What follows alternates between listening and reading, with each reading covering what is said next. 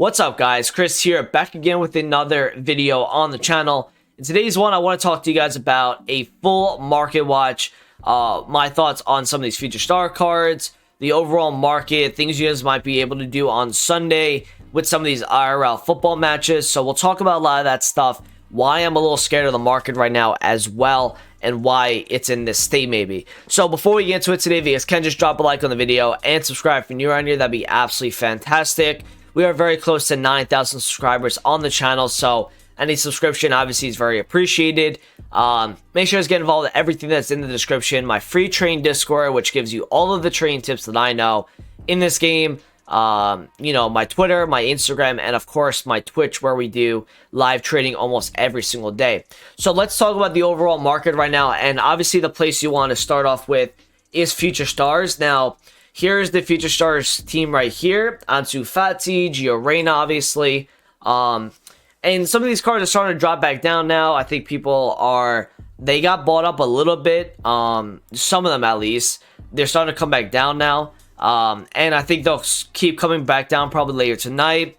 They might have a little bounce into tomorrow, but it's very difficult to measure the rise on Saturday night into Sunday because the demand from Weekend League isn't as visible as it is from Friday to Saturday. So, this is something you guys can do, by the way, that I've noticed this whole year. And this really goes for any really big time player. If you look at the Gio Reyna card here, okay, this 91 right mid card, this guy was over 1 million coins, obviously, right? If you look at the Gio Reyna, he went all the way up to 117 from 108. So he went up by 90k last night. He then started to get panicked a little bit. And the reason why he got so low is because what people do on Saturday mornings is they think that during the second lightning round or during the lightning rounds on Saturday, these cards are going to come down lower in price because of just pack supply coming through. But because people don't understand that a guy like this is really not that packable and his supply just isn't there, Gio Reyna went from 103 and he went all the way up to 1.227. That is a crazy rise, and that happened with Ansu Fati today as well. He went from like 3.4, he went all the way up to like 3.65. You could see that a lot on some of these big tier cards. People sell them off Saturday morning, and in this case, I didn't expect a 200k rise in this card, but he flew, and that was because people thought that he was going to get packed most likely during lightning rounds, and the supply just isn't there, and the demand is so much higher. So that's what happened with Gio Reyna. Now let's talk about like some of these future star cards, and I know a lot of you guys want to know when to buy these cards. It's tough to tell. There's kind of some players that have a lot of hype right now. I saw this Newhouse card go up a lot yesterday. He'll be an interesting one to kind of monitor. Who's another card? This Tap Soba card has a lot of hype as well. Over the week, this Anthony card looks really good, by the way. These cards over the week, we're really going to see from pro players and some other content creators who is the real deal and who's not. And we're going to see with their prices over the week, by the way. They're most likely all going to drop in price, but we're going to see which ones are going to be more investable on that Thursday.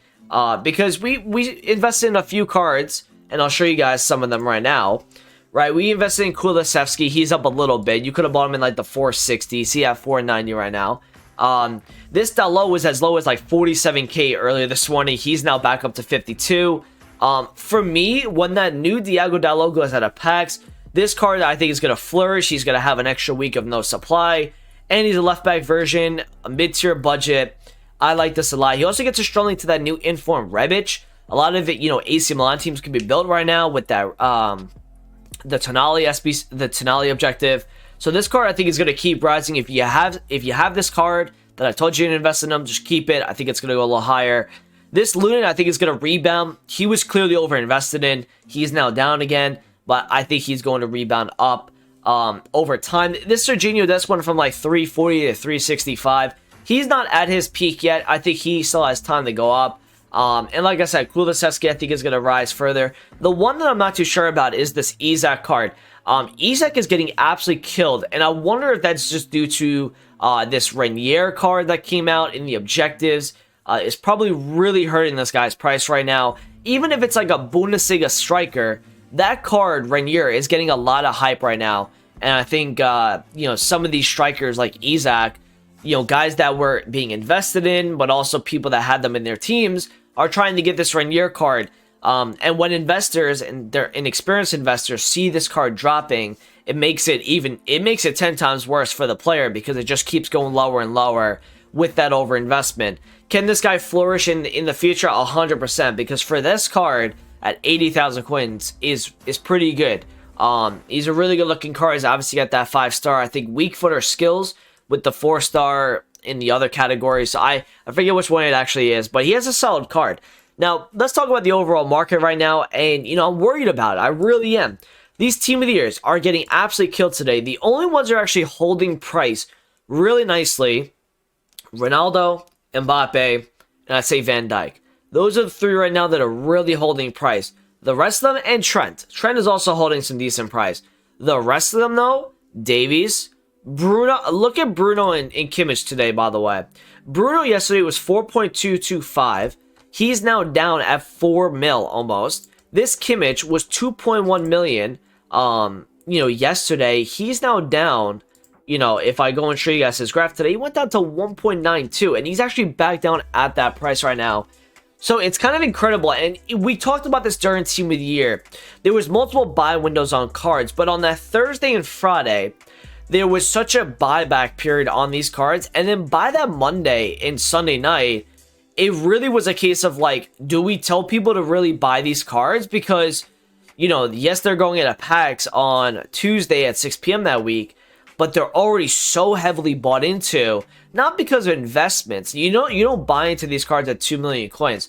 You want these cards for your team at the lowest possible price. And what's happening right now, I think, is a lot of these future star cards with the stats that they have, like this Anthony card. Why would someone not want to go and try this card out?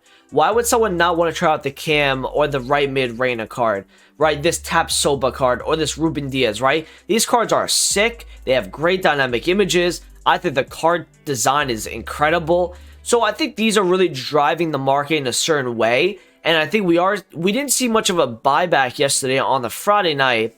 And that's going to continue, I think. I don't think the market, this kind of idea of like, FIFA 19, you would buy in the morning time before 6 p.m. UK time on any sort of panic, on out-of-pack specials, and they would always rebound. I remember always buying into like Inform Aubameyang, like Inform Sterling. All of these cards, they would always rebound up.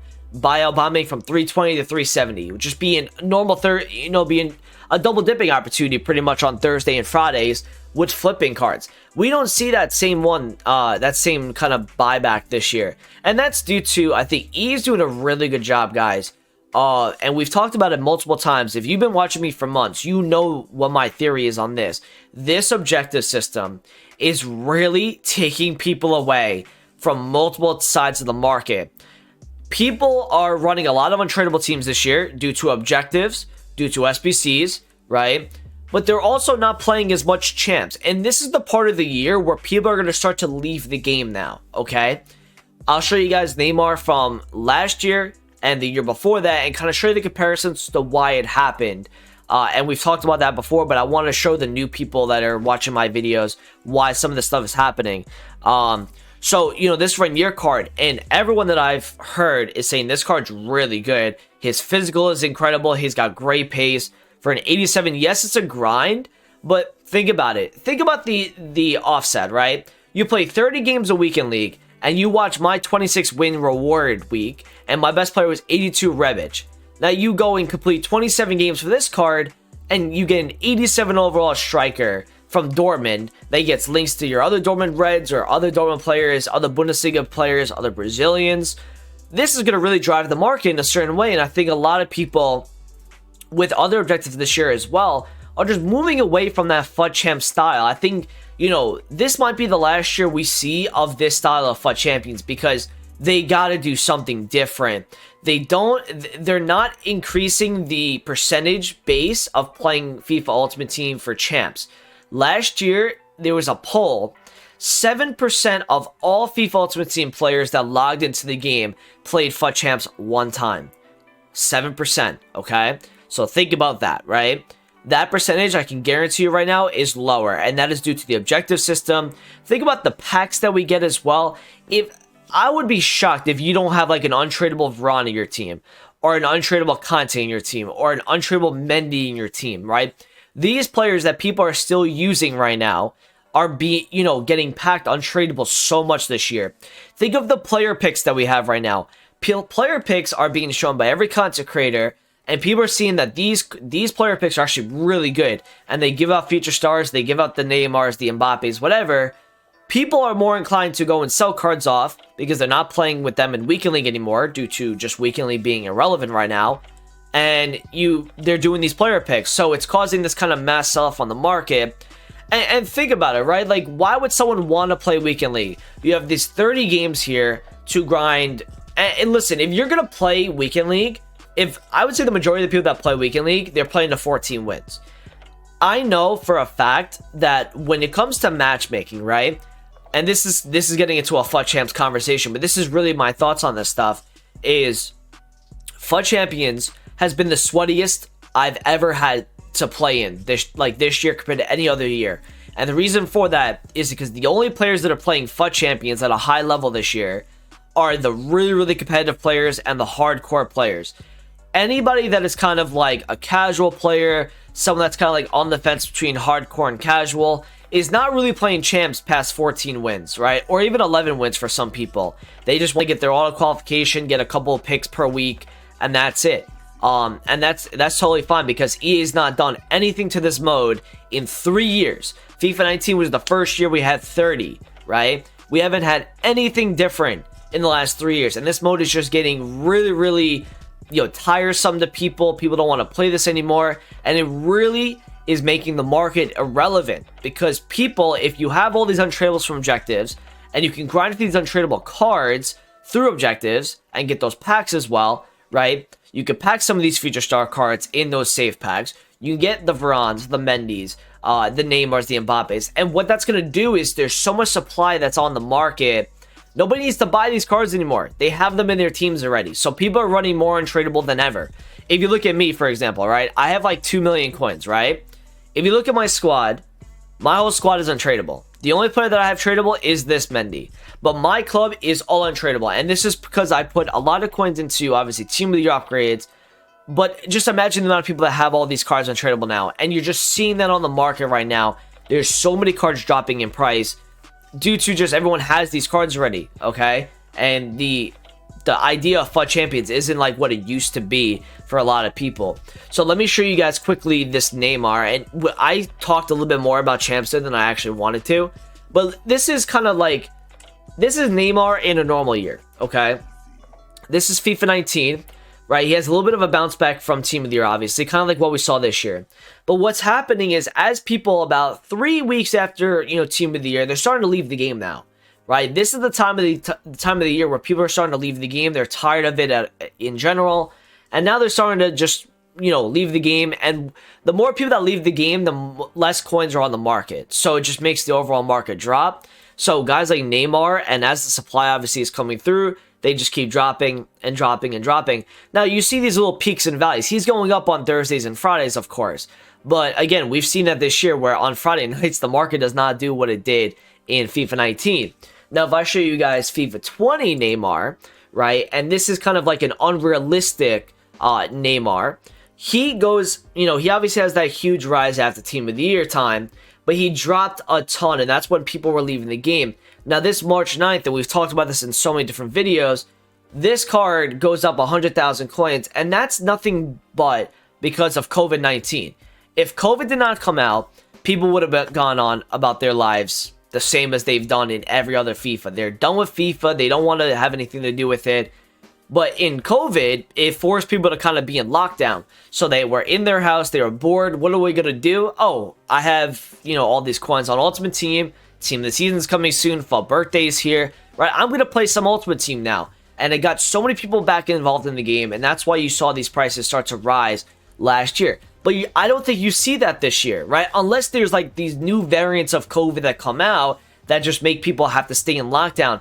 I anticipate lockdown really lasting, or not even, I don't even know if we're in lockdown for a lot of you guys in the UK or in Europe.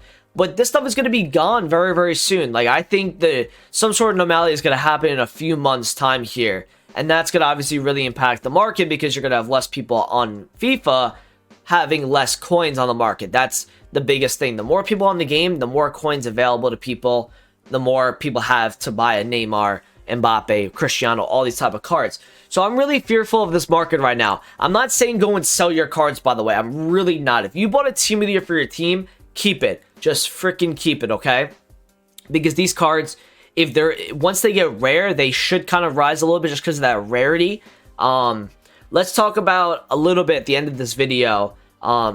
Obviously, we have a lot of matches coming up this weekend, right? We have on the Sunday, Southampton, Wolves, United, West Brom, Arsenal, Leeds is a good game, Everton, Fulham. Then you've got in Serie A, you've got Inter versus Lazio, Real Madrid's playing Valencia. What I would do for you guys on this Sunday, if you guys want to make some coins, is look for the players that are having really, really good games, that are having inform-worthy performances, and you could possibly make some coins by buying their gold card before anybody else. So say, for example, I'm going to try to pick a player out right now. Let's just say Rashford scores a hat-trick, okay? And in his current form, he's not going to score a hat-trick.